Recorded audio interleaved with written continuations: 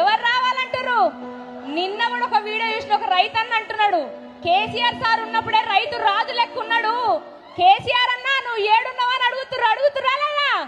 అందుకే అంటున్నాం, సారే కావాలంటున్నారే తెలంగాణ పల్లెలల్లా, మళ్ళా కారే రావాలంటున్నారే తెలంగాణ పల్లెలల్లా.